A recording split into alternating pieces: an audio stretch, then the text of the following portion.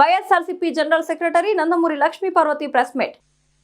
ప్రస్తుత కూటమి ప్రభుత్వం యొక్క అరాచకాలు, అన్యాయాలు వీటన్నిటిని చూస్తూ ఉంటే మాకు శ్రీశ్రీ గారి పొయిటరీ గుర్తొస్తూ ఉంటుంది. ఎంతటి నీచులు, ఎంతటి నికృష్టులు, ఎంతటి అరాచకవాదులు, ఎంతటి హీనులు, ఎంతటి దీనులు, ఈ భూమి నిండిపోయి వీళ్ళందరి చేత సర్వనాశనం అయిపోతుందనే అర్థంలో చెప్తారు. అదే అనిపిస్తూ ఉంది ఈరోజు చూస్తూ ఉంటే. ఎంతటి నికృష్టులు, ఎంతటి కబ్జాదారులు, ఎంత అవినీతి పరులు ఈ కూటమి ప్రభుత్వంలో ఉండే నేతలు. దానికి అధిపతి చంద్రబాబు నాయుడు, ఆయన కొడుకు ఇద్దరు కూడా మాస్టర్ డిగ్రీ కాదు ఈరోజు PhD కూడా చేశారు. కబ్జాల్లో కానివ్వండి, అదేవిధంగా మరి అవినీతిలో కానివ్వండి, ప్రతి ఒక్కళ్ళని దగా చేస్తూ, మోసం చేస్తూ, అతి దారుణంగా రాష్ట్ర ప్రజలను వంచన చేస్తున్నటువంటి ఈ తండ్రి కొడుకులు నిజంగానే ఎలక్షన్ల కోసం ప్రజలందరూ కూడా ఎదురు చూస్తూ ఉన్నారు.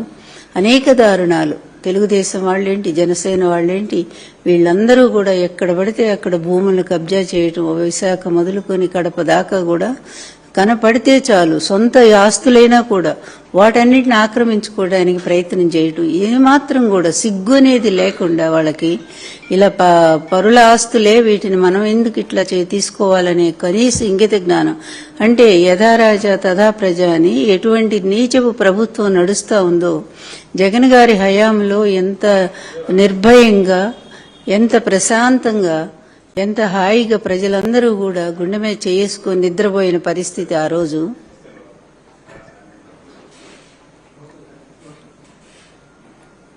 ఆ రోజు అట్లాంటి ప్రశాంతమైన పరిస్థితిని జగన్మోహన్ రెడ్డి గారు తన ప్రభుత్వం ద్వారా ప్రజలకు కల్పిస్తే, ఈ రోజు ఎవరి స్థలం తెల్లవారేసరికి కబ్జా అవుతుందో స్వయంగా మంత్రులుగా చేసిన వాళ్ళు, అదేవిధంగా ముఖ్యమంత్రి బినామీలు, వాళ్ళ కొడుకు బినామీలు, వాళ్ళు అందరూ కూడా ఇలా తెగబడుతూ ఉంటే ఇక ప్రజలకు రక్షణ ఎట్లాగా?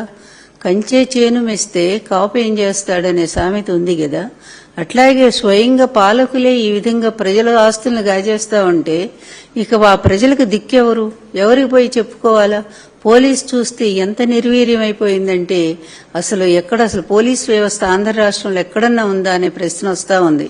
ఎన్ని మానభంగాలు, ఎన్ని హత్యలు, ఎన్ని కేసులు, ఎన్ని దొమ్మీలు, ఎన్ని ఘోరాలు, ఎన్ని ఇళ్లు తగలబెట్టడాలు, ఇన్ని రకాలుగా రాష్ట్రమంతా ఒక అస్తవ్యస్తంగా ఉంది. వీళ్ళ పరిపాలనలాగా, వీళ్ళ ముఖాల్లాగానే ఉంది పరిపాలన చూస్తూ ఉంటే.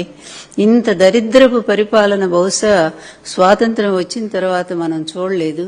అన్నిటికంటే కూడా చాలా భయంకరం ఏంటంటే, పాము తన పిల్లల్ని తిన్నట్టుగా సొంత పార్టీ వాళ్ళను కూడా వాళ్ళు వదిలిపెట్టేట్లా. ఈ విషయంలోకి వచ్చేసరికి ఈ కబ్జాలు కానివ్వండి, లేకపోతే వాళ్ళ ఆస్తులు కొట్టేయటానికి ప్లాన్ కానివ్వండి, వీటన్నిటిలో సొంత పార్టీ వాళ్ళని కూడా వాళ్ళు మోసం చేస్తూ దారుణంగా మరి వాళ్ళ ఆస్తుల్ని ఆక్రమిస్తా ఉన్నారు.